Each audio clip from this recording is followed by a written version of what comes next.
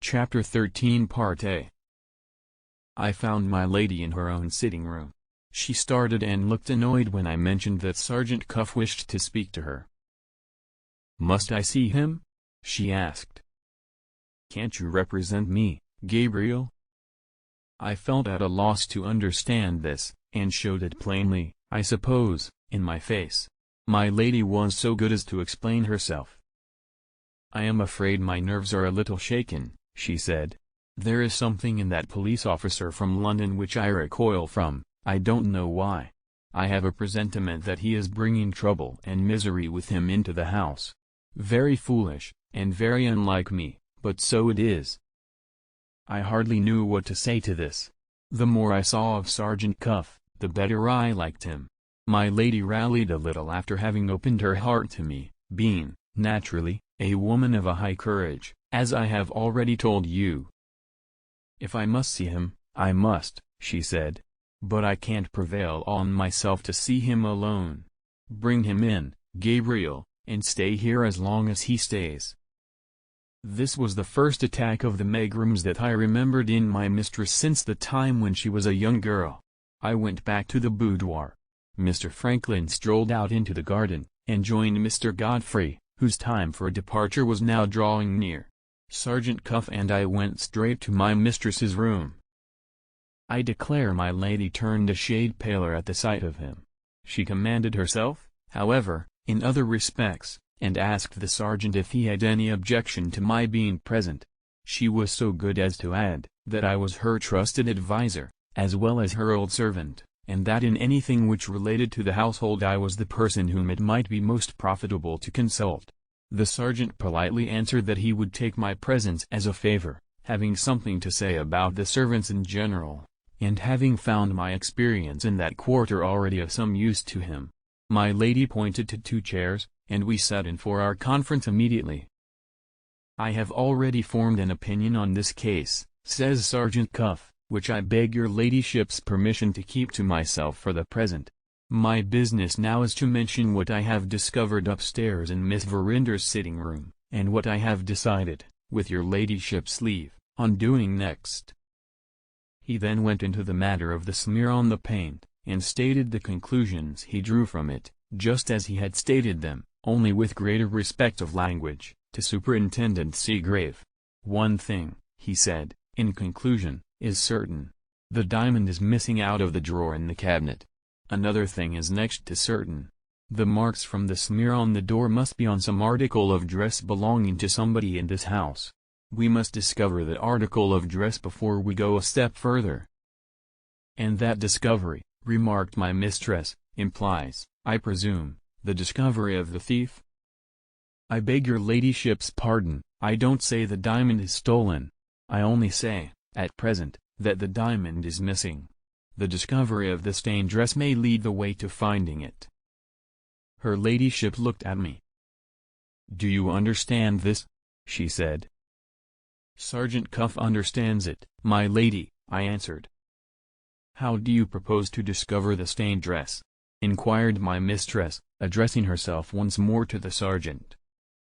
"My good servants, who have been with me for years, have, I am ashamed to say, had their boxes and rooms searched already by the other officer. I can't and won't permit them to be insulted in that way a second time. There was a mistress to serve. There was a woman in 10,000, if you like." "That is the very point I was about to put to your ladyship," said the sergeant. "The other officer has done a world of harm to this inquiry, by letting the servants see that he suspected them. If I give them cause to think themselves suspected a second time, there's no knowing what obstacles they may not throw in my way, the women especially. At the same time, their boxes must be searched again, for this plain reason, that the first investigation only looked for the diamond, and that the second investigation must look for the stained dress. I quite agree with you, my lady, that the servants' feelings ought to be consulted. But I am equally clear that the servants' wardrobes ought to be searched." This looked very like a deadlock. My lady said so, in choicer language than mine. "I have got a plan to meet the difficulty," said Sergeant Cuff, "if your ladyship will consent to it. I propose explaining the case to the servants. "The women will think themselves suspected directly," I said, interrupting him. "The women won't, Mr. Betteridge," answered the sergeant, "if I can tell them I am going to examine the wardrobes of everybody, from her ladyship downwards, who slept in the house on Wednesday night. It's a mere formality," he added, with a side look at my mistress, "but the servants will accept it as even dealing between them and their betters, and, instead of hindering the investigation, they will make a point of honor of assisting it." I saw the truth of that. My lady, after her first surprise was over, saw the truth of it also. "You are certain the investigation is necessary?" she said. "It's the shortest way that I can see, my lady, to the end we have in view."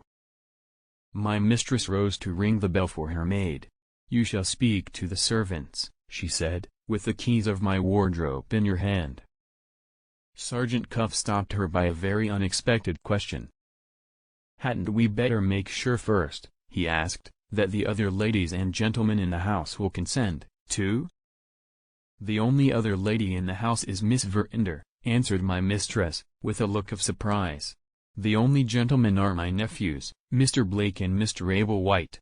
There is not the least fear of a refusal from any of the three." I reminded my lady here that Mr. Godfrey was going away. As I said the words, Mr. Godfrey himself knocked at the door to say goodbye, and was followed in by Mr. Franklin, who was going with him to the station. My lady explained the difficulty. Mr. Godfrey settled it directly.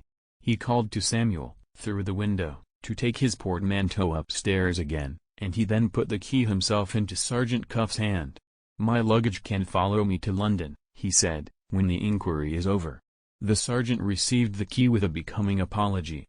"I am sorry to put you to any inconvenience, sir, for a mere formality, but the example of their betters will do wonders in reconciling the servants to this inquiry."